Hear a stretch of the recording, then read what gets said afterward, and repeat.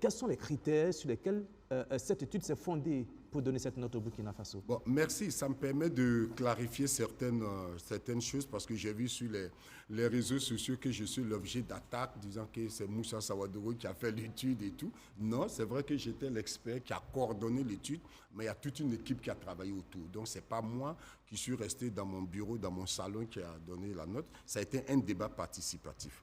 Et je voudrais vraiment préciser comment le travail a été fait. Le travail a été fait à 3 niveaux, selon 3 niveaux.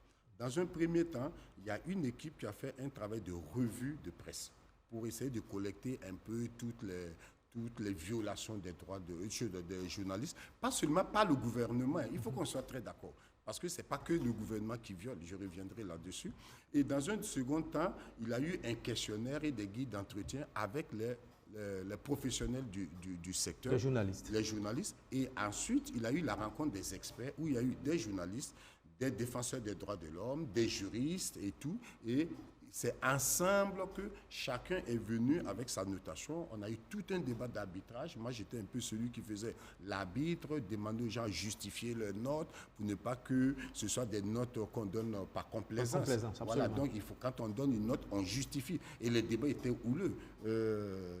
Oulon faisait partie des experts qui ont participé à cet atelier. Et je vous jure, on a passé pratiquement toute la journée pour sortir ça. Maintenant, il y a eu cinq éléments fondamentaux sur lesquels on a porté les critiques. Le premier, c'est le cadre juridique.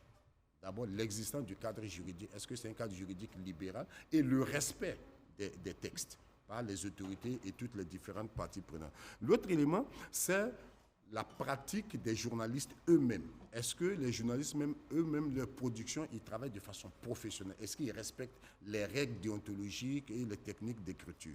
Il y a eu ça. Ensuite, on a essayé de voir est-ce que l'information donnée est aussi diversifiée que ça? Est-ce qu'il y a une diversité d'informations? Est-ce que le lecteur ou le téléspectateur burkinabé, en suivant différentes chaînes, arrive à se faire une opinion à partir d'un certain nombre d'éléments?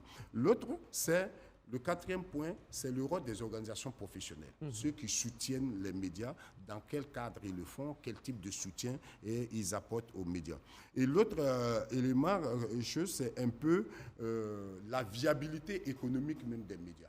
Est-ce que les promoteurs des médias sont eux-mêmes des gens sérieux?